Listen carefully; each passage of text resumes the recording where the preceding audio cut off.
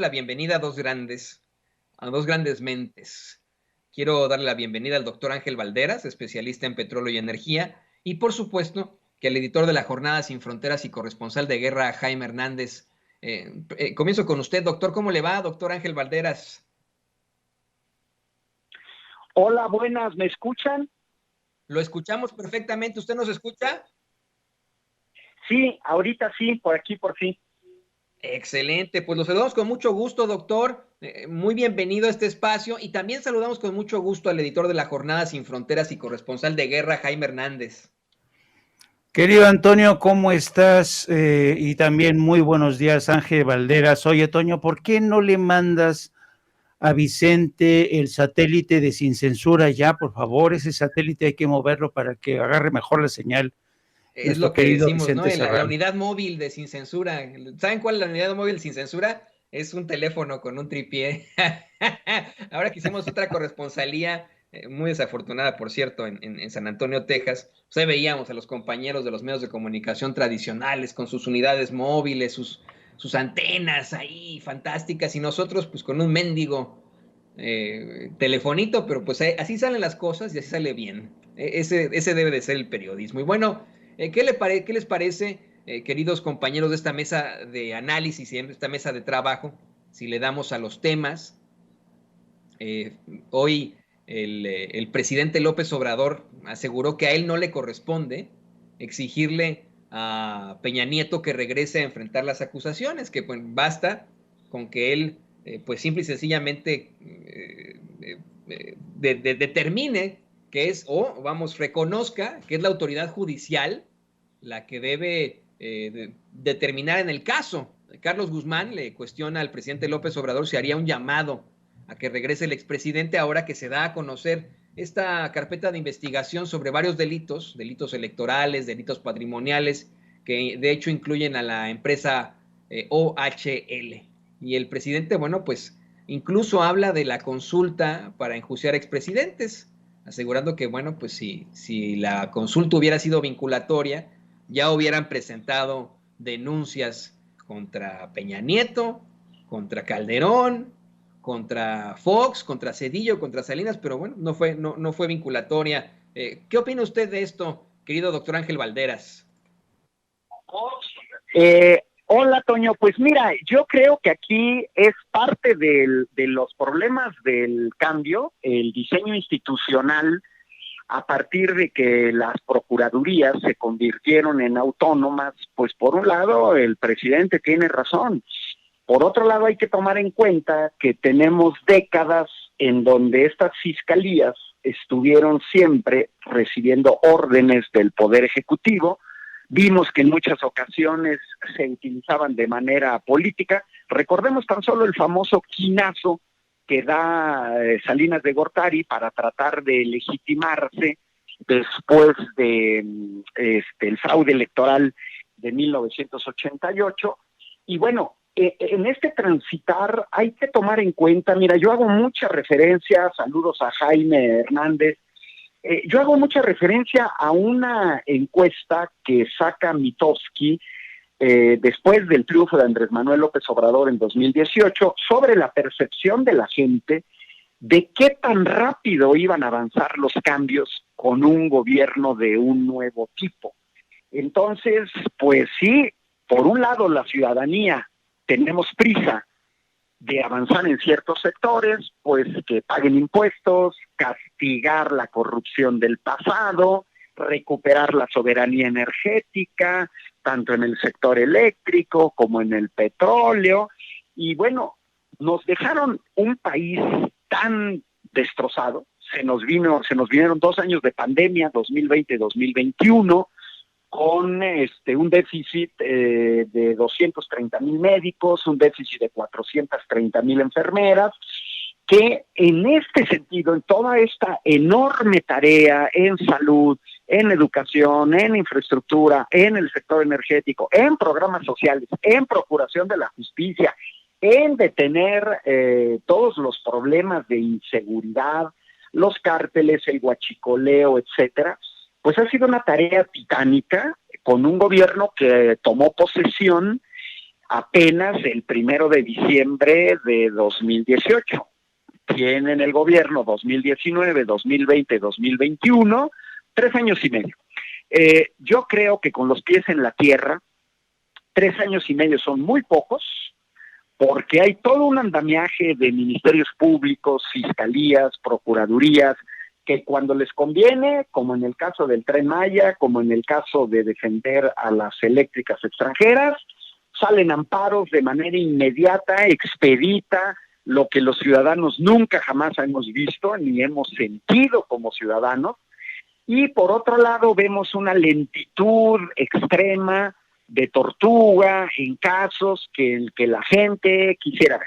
Y yo cerraría esta primera opinión mía en el hecho de que también armar estas acusaciones con un aparato infiltrado no es fácil, no es inmediato. Y miren, yo sí preferiría que alguien pues tardara 3 o 4 años en una investigación bien hecha, que no se caiga, a lo que vimos en el pasado, que haces unas acusaciones, armas expedientes al vapor, y después invariablemente se caen y ya no puedes hacer nada, que es más o menos parte de la impunidad.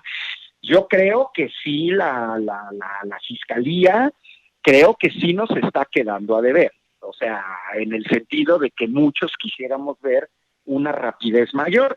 Pero pues también yo veo que en las mañaneras al presidente le piden que resuelva problemas que corresponden a las presidencias municipales, o que resuelva problemas que corresponden a los gobernadores, o quieren que resuelva problemas que corresponden al legislativo, o quieren que resuelva problemas que corresponden al judicial, o incluso le piden que resuelva problemas que ni siquiera dependen del gobierno de México. Ese es más o menos lo que yo veo ahorita en este momento. Fíjese, doctor, en el chat ya me lo están candidateando, dicen doctor Ángel Valderas para presidente 2024, pero bueno, ya, y yo mire, yo también le expreso mi admiración siempre en su discurso, en su muy interesante análisis, pero eso ya lo platicaremos después. Precisamente hacerle este planteamiento también al querido Jaime Hernández, editor de La Jornada y gran corresponsal de guerra. Tenemos pues al presidente hablando en la conferencia de prensa mañanera de 2 casos muy fuertes, muy importantes, y simple y sencillamente tomando su papel, ¿no? El papel del representante del Poder Ejecutivo, diciendo vamos a esperar lo que determine el Poder Judicial y etcétera. Pero quiero abundar un poco más en esto. El presidente López Obrador habla de cómo es que se buscó hacer el juicio a expresidentes, porque si no, sus adversarios iban a cuestionarle, iban a plantear que hay algún tipo de contubernio. Se ha manejado una y otra vez ese supuesto contubernio, ese pacto, así le llaman, entre Peña Nieto y López Obrador, y la verdad es que han habido una serie de planteamientos judiciales muy, muy fuertes de muchos miembros de la administración precisamente de Peña Nieto. Ahí está Rosario Robles, ahí está Emilio Lozoya Austin, hay acusaciones e investigaciones a Luis Videgaray, etcétera, etcétera, etcétera, etcétera, y ahora está pues vamos, investigación por fuertes delitos a Enrique Peña Nieto. Fíjate que al leer los mensajes, las respuestas al comunicado que dio la Fiscalía General de la República, me encontré con una bola de bots que pues hablaban del regreso del Tlatoani, así le llaman, ¿no? De Peña Bebé, el regreso supuestamente con unas grabaciones que él supuestamente tiene, y ese es como el aparato que han intentado operar desde las esferas del poder, el crear esa incertidumbre de que supuestamente hay grabaciones que podría utilizar Enrique Peña Nieto. Bueno, pues ya, yo creo que ya las hubiera utilizado, ¿no? Así es. Mira, yo creo que para analizar este tema, yo creo que es importante hacerlo desde una perspectiva histórica. Estoy pensando en el futuro, cuando todos miremos hacia atrás lo que ha sido o lo que fue la presidencia de Andrés Manuel López Obrador. Yo creo que una de las asignaturas pendientes de esa presidencia va a ser precisamente el no juicio, la no rendición de cuentas de expresidentes, y cómo el presidente Andrés Manuel López Obrador se escabulló y depositó esa responsabilidad en el pueblo y en el aparato judicial. Eso vista desde una perspectiva histórica. Vista desde una perspectiva estratégica, yo quiero pensar, por ejemplo, cuando desde la DEA o desde los aparatos de seguridad en México quisieron desarticular al imperio, los narcotraficantes, lo primero que pensaron es descabezarlos, pero después se dieron cuenta que no solamente era suficiente descabezarlos, sino también vaciarles las cuentas bancarias, es decir, que purgaran no solamente condenas, sino que devolvieran lo robado al pueblo.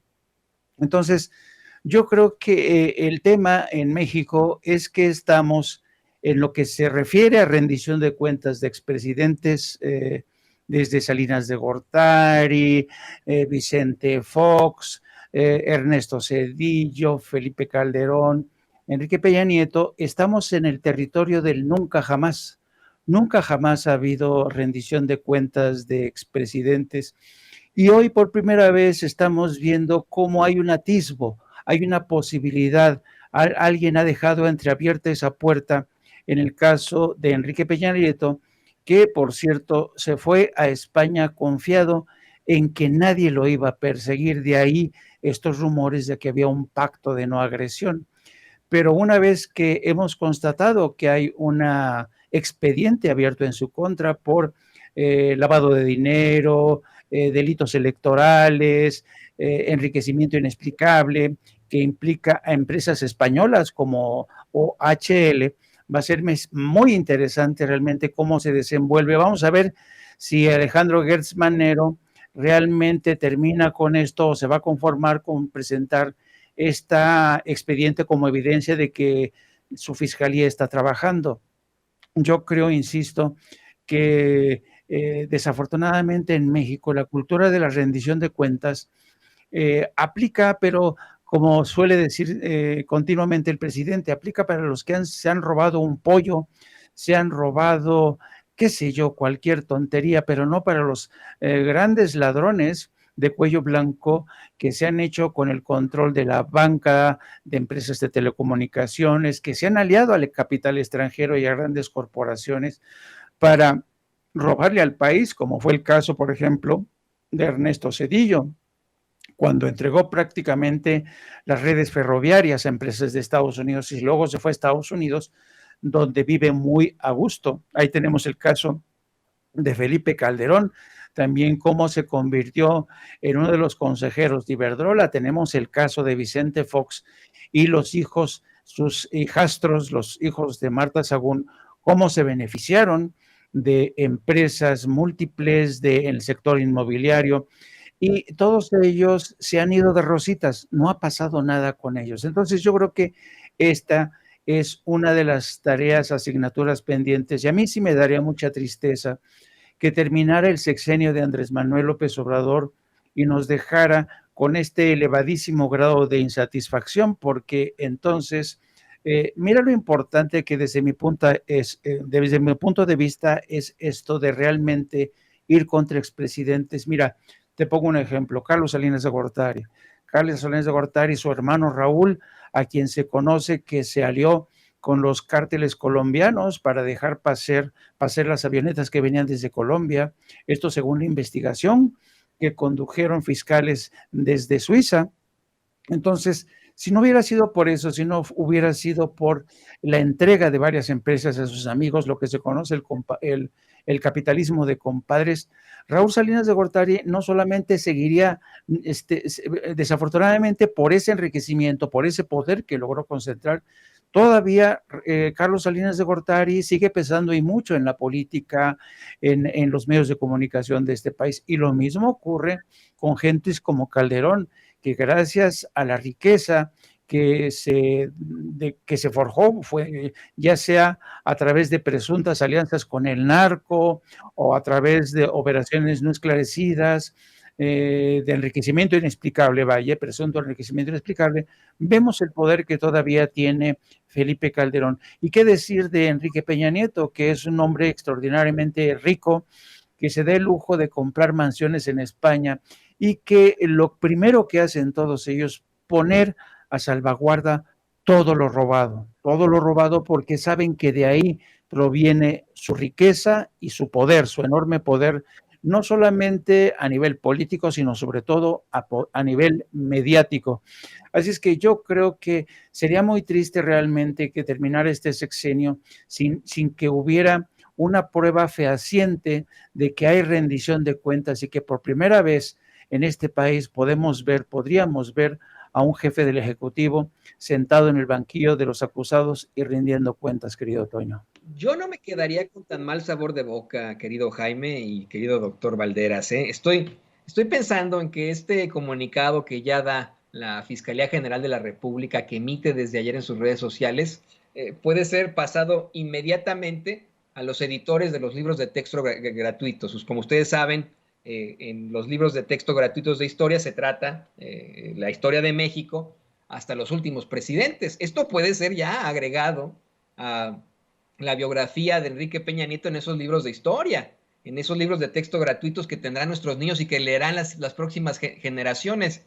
Estoy convencido y estoy de acuerdo contigo, sería muy, muy triste que ninguno de ellos enfrente las consecuencias, ni Felipe Calderón, ni Enrique Peña Nieto, ni Vicente Fox, ni Ernesto Zedillo, ni Carlos Salinas de Gortari. Sería triste, pero creo que ya, al menos con esta investigación, como tú bien lo mencionas, en el territorio del nunca jamás, ya está la investigación, ya es un documento, y ya sabemos que este expresidente está siendo investigado por fuertes delitos. Así que yo no lo vería como algo tan negativo, no me vería tan triste, pero de ahí nos podemos seguir. Lo que veo sí muy, muy triste, la actitud de algunos comunicadores que desde hace mucho tiempo se han establecido en los nichos de los medios de comunicación tradicionales como el parteaguas del periodismo.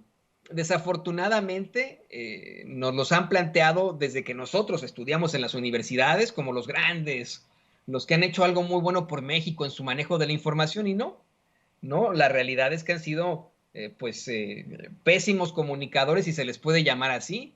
Han sido incluso, por decirlo así, también con mucho respeto, enemigos del pueblo de México y muy amigos de las esferas del poder.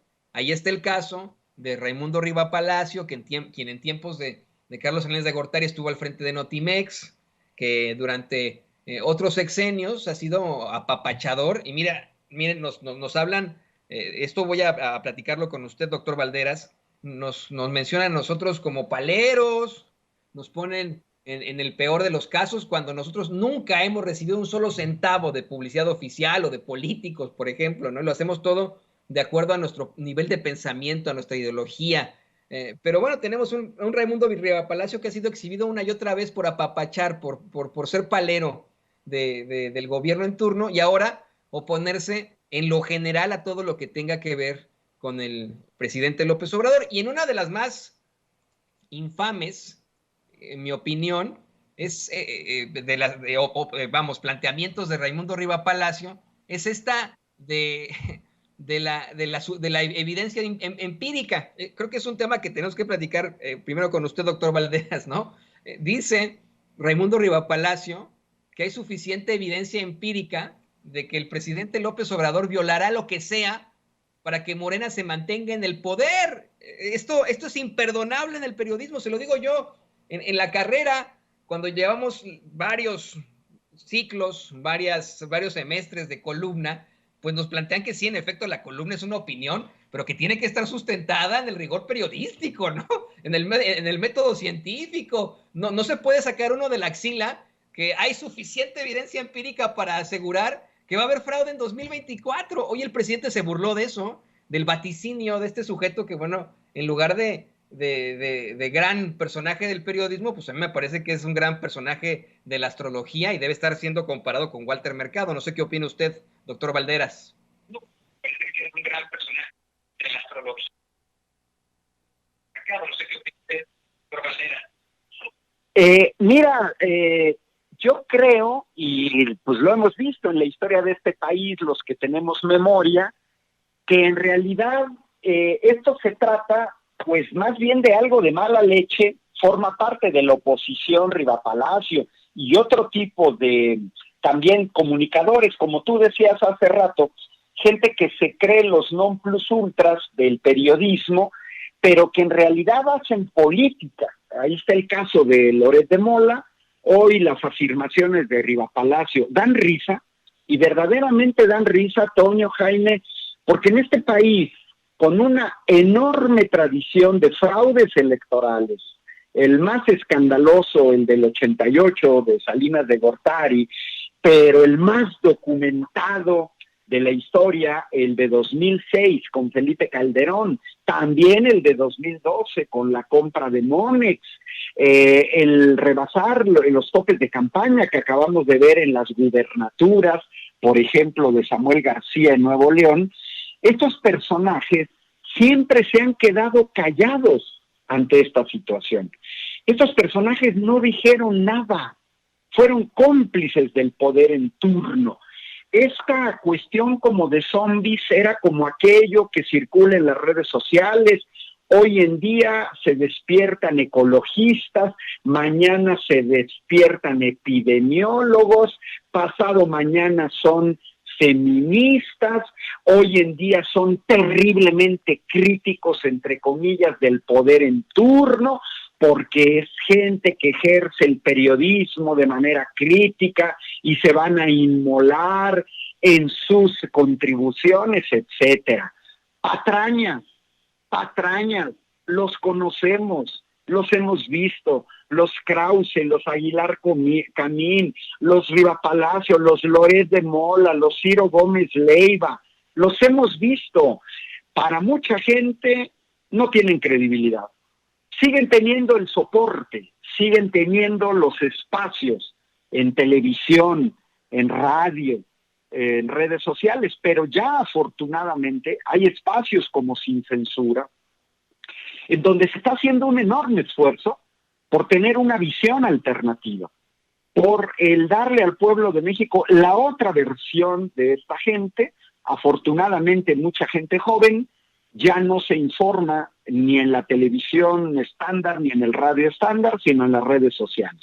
Hay una especie de contrapoder naciente que se ha ido empoderando a pesar de todas las dificultades técnicas, económicas, espacios en Internet, se han consolidado como una visión alternativa. Y pues a mí me parece ridículo, verdaderamente ridículo, que se adelanten los que defendieron fraudes electorales anteriores, en esencia hoy estén diciendo que Andrés Manuel se va a comportar de manera facciosa, como lo hizo Vicente Fox para imponer a Salinas de Gortari. Y quieren pretender hacernos creer que se va a comportar como Felipe Calderón, cuando en pago por haberlo dejado imponerse en la presidencia con un fraude en 2006, entonces entrega el poder a Enrique Peña Nieto. No es así. Creemos que el presidente ha mostrado ser mucho más demócrata que los anteriores presidentes, pero que también sus medios de comunicación. Y bueno, Toño, yo me tengo que retirar, tengo ahorita otro compromiso. Mis redes sociales, Ángel Valderas, en mi canal de YouTube, en Facebook, en Twitter. Te mando un saludo cordial, Toño, y también a Jaime Hernández, pero ahorita estamos en un periodo de muchas actividades, entonces tengo que atender otro compromiso. Me da mucho gusto estar con ustedes y un saludo cordial también a toda la gente que sigue esta transmisión en Sin Censura. Ha sido como siempre un gran placer, doctor Ángel Valderas, de verdad es siempre muy interesante escuchar su comentario y esperamos que le vaya muy muy bien por allá. Muchas gracias al doctor Ángel Valderas, admiradísimo aquí, especialista en petróleo y energía, y bueno, ya hasta lo candidatearon hace ratito ahí en el chat con este tema, ya cerrando también con nuestro querido amigo Jaime Hernández. A mí, te digo, me duele muchas veces el tener que plantear el papel de compañeros que sí son periodistas, ¿no? Sí son hasta cierto sentido en la definición de la palabra, pues sí son periodistas, pero actúan como híjole, otro tipo de situaciones, como políticos.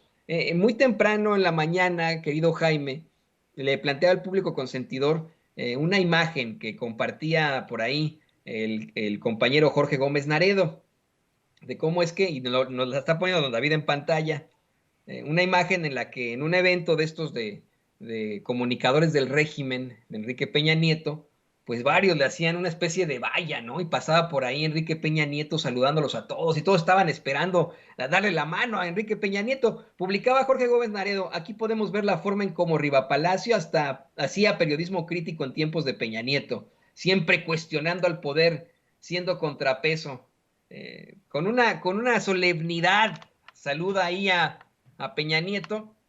Hoy habla de que cuestiona el poder con López Obrador, que es el contrapeso, pero pues ¿cuándo lo fue?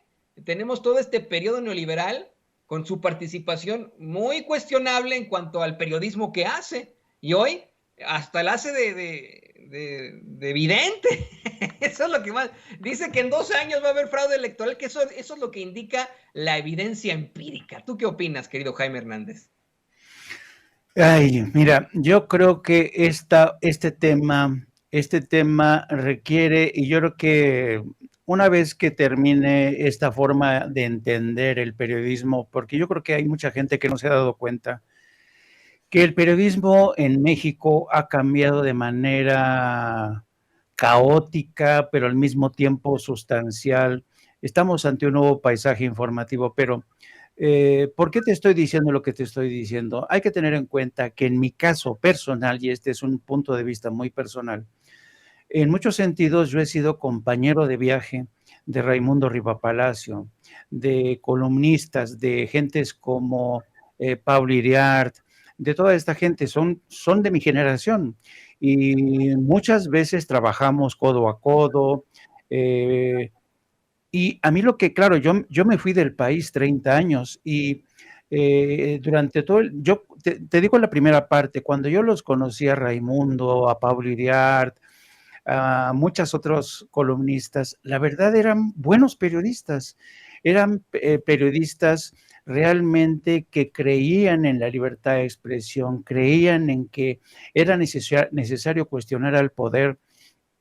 Y cada vez que yo regresaba a México, era como verlos como una transformación en cámara lenta de estos periodistas, que de repente, en el caso, por ejemplo, de Pablo Iriart, era un periodista muy humilde, trabajaba para Notimex, donde coincidimos, en Raimundo coincidimos en el Excelsior, y la verdad es que Raimundo tenía mucha enjundia cuando asesinaron a Manuel Buendía. Me acuerdo que fuimos juntos a reconstruir el asesinato de Manuel Buendía. Y realmente no tiene nada que ver ese Raimundo de aquellas épocas con el Raimundo de hoy. A donde voy es que en muchos sentidos estos periodistas que yo conocí muy jóvenes, idealistas, si tú quieres, se cansaron de ser lo que fueron. Eligieron su propio camino.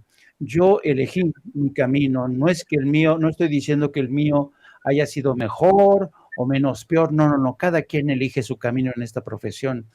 Yo me di cuenta de que hacer periodismo nacional en México era muy complicado, muy complicado. De hecho, a mí Notimex me cortó la cabeza por una instrucción de gobernación. Era muy complicado hacer periodismo nacional.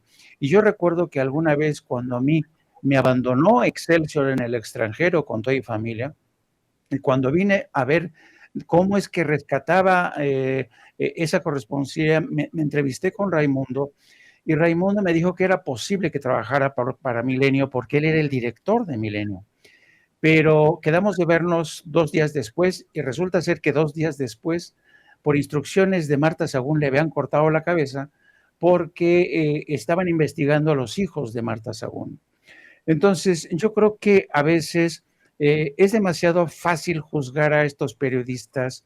No digo que no se lo merezcan. Lo que estoy tratando de dar a entender es por qué se convirtieron en lo que son hoy.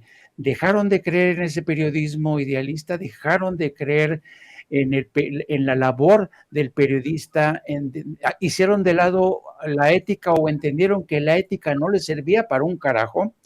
Yo creo que después de tantos golpes, de tantas veces que les cortaron la cabeza, llegaron a la conclusión que quizá la única posibilidad era sumarse al enemigo, y porque de otra manera era imposible. Esta es la triste historia del periodismo en México, como el poder político, siguiendo la escuela, por ejemplo, del señor Alito Moreno, que hay que es la vieja escuela del PRI, a los periodistas los matas de hambre, los sometes, porque si no, olvídate. Entonces, yo creo que es una generación a la que el poder político le hizo mucho daño, no solo obligándola a pasarse al lado oscuro, sino también a adoptar muchas de los malos hábitos de esa clase política. Y hoy vemos cómo esos periodistas de ayer, que eran los periodistas idealistas, incluso van más allá de esas prácticas tan malignas, tan odiosas, ¿no? Como cuando dice Raimundo que Andrés Manuel va a tratar de permanecer en el poder a como dé lugar, ¿no? Y citando datos empíricos. ¿De dónde salen esos datos empíricos? Eso ya es futurismo. Entonces, yo creo que es obligado hacer o escribir estos capítulos de la historia del periodismo, porque desafortunadamente tenemos todavía, sobre todo para las nuevas generaciones de los periodistas, que realmente cuando inician esta carrera, de repente se encuentran, ellos imagínate, con sus sueños de ser periodistas, y cuando ven el terreno cómo está, y de ver cómo los viejos periodistas, que eran los más importantes, que tienen sus programas ahora de televisión, de radio, se han convertido prácticamente en vasallos de aquellos poderes políticos o corporativos que antes combatían. Así es que yo creo que el presidente tiene en muchos sentidos razón al descreer de estos periodistas, porque yo creo que uno de los grandes debates a futuro en el seno del periodismo es una sola palabra: ética. Ética y más ética.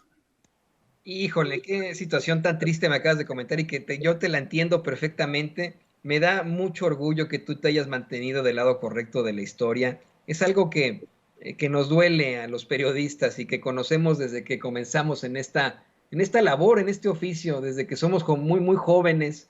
Se plantean esos dos escenarios y como bien dices, uno toma distintos caminos de acuerdo a las posibilidades. Aquí, querido Jaime, muchas veces decimos que el espacio de las redes sociales también está abierto a los compañeros que aún incluso trabajan en los medios de comunicación tradicionales y a los que censuran, a los que les obligan a hablar o a no hablar, a los que a lo mejor incluso chayotean, ¿no? Pero que pues hasta cierto punto se han visto en la penosa necesidad de caer en eso. Otros como tú, tienen obviamente mucha congruencia en sus actos y se mantienen con sus ideales desde el principio. Creo que eso es lo que debería de ser siempre. Pero bueno, es verdaderamente difícil y triste. Es interesante esto que nos comentas, esto es histórico también. Tú conoces precisamente a todos estos periodistas que hoy están en los nichos de los medios de comunicación tradicionales, son de tu generación exactamente. Yo me pregunto, ¿qué periodistas del futuro seguirán estando encumbrados en esas generaciones? ¿O qué periodistas pasarán a la historia por verdaderamente luchar por esa verdad con justicia? Y pues te agradezco como siempre estos comentarios. Estas reflexiones son muy enriquecedoras. Yo le pido a usted que nos ve, que nos escucha, a público consentidor, que trate de reflexionar ante esto, que trate de pensarlo, de filosofar con esto que plantea Jaime Hernández, que trate de entender. Mire, puede ser que usted no esté de acuerdo en que un periodista, por ejemplo, se vea en la necesidad de chayotearse, de enfrentarse a esa situación y que se convierta en un monstruo como lo es ahora, en esa metamorfosis de periodista chayotero, en un monstruo como lo es un Raimundo Rivapalacio, un Pablo Iriart en estos momentos. Pero a lo mejor y lo podemos comprender, ¿no? Hasta cierto Sí. punto. Haciendo estas reflexiones son muy, muy importantes. Y te pido, querido Jaime, que nos compartas tus redes sociales para que podamos estar más cerca de ti, para que la gente te siga haciendo cuestionamientos y para que veamos tus espacios, que siempre son muy interesantes en las redes sociales. Sí, solamente un último comentario, querido Toño. Yo creo que es un esfuerzo para que se entienda el proceso, pero no el hecho en sí de haberse pasado al lado oscuro de la historia. En eso no creo no creo que haya que ser indulgentes con ellos, porque son hombres que decidieron de manera racional, independiente, hacer ese cambio de vías del destino. Y una cosa sí te digo, para aquellos como yo que decidimos seguir un camino de independencia, no sabes lo bien que se duerme, la tranquilidad que te da tener esta conciencia limpia. Y pues sí, muchas gracias, querido Toño, les comparto. Nosotros tenemos también un canal no apto para cínicos, transmitimos todos los días a partir de las 14 horas. También les pido que me sigan a través de mis redes sociales, @JaimeJourno, y también a través de la sección de La Jornada Sin Fronteras de nuestro gran periódico La Jornada. Te mando un abrazo, querido Toño, que pido que hagas extensivo a nuestro querido Vicente. Con mucho gusto lo hacemos extensivo y te agradecemos como siempre esta participación en nuestra mesa de análisis. A ti y al doctor Ángel Valderas, a ti Jaime Hernández, editor de La Jornada Sin Fronteras y gran corresponsal de guerra.